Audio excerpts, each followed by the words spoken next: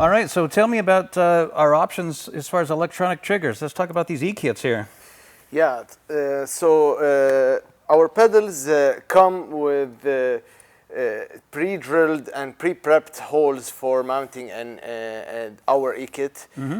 Those holes are always present on all of our columns. If you see any of our columns, you will see these 2 screws here, and you can just, when you order our E-kit, it will come with all the hardware and all the screws and everything and all the bells and whistles, and you just have to screw 2 screws here and mount the strike box here. Cool. The tricky part of installing E-kit yourself is just having to take the spring anchor off the detonator and then placing the spring assembly after that. Right. Okay, I see that. Yeah.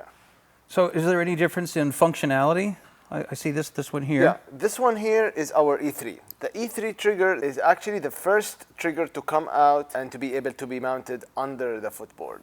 The difference between those 2 triggers is just the ease of adjustability. I feel that the E3 is easily adjustable just for the fact that there are drum keys, 2 drum keys here, that when you loosen the drum keys, you can just position up or down, and you just stick it wherever you want under the pedal board. Whenever the beater hits the head, this detonator has to hit the strike plate. The same thing that goes with our normal E-kit.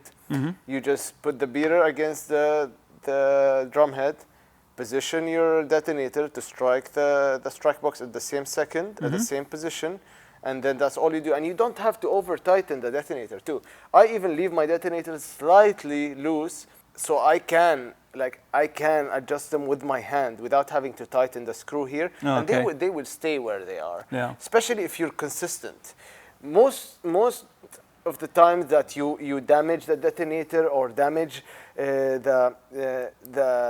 also the spring steel part of our E3 is the lack of consistency. If you start playing at a certain velocity and then you get excited or stressed or happy or whatever, and that makes you hit harder or makes you lift your leg way more so that the beater swing would be more, those things would cause, like if you have a double pedal, the detonator assembly might actually break if you go all the way to the back, but that's because of lack of control and lack of control of the flutter of the beater. Okay. Whenever you have to switch from an acoustic kick drum guy to a trigger guy, there's an adjustment period. You have to get used to how the triggers work. You have to learn how to play light. You have to learn how to play outside of the kick drum. You can't keep burying the kick drum. Some drummers make it work, but all those things, like triggers are honest. People say triggers are cheating, but I say triggers are honest. If you do a mistake, it's under a microscope. Yeah. It's like when you put a microphone in, the sustain can hide your inconsistencies. But with this, everybody will hear every hit like right there on the microscope. So it is not easier to play with trigger, which is a very big misconception that people think, oh, it's easier, he's just using triggers. Oh, but like if he's just not inconsistent, we're all gonna see that, which is not really easier. You get excited because the song is good, and you do what I do, start rushing. Yeah, yeah. That's why you always have a click. We all have a click because we either that or we kill the other musicians. Exactly. Yeah. It would be runaway. Yeah.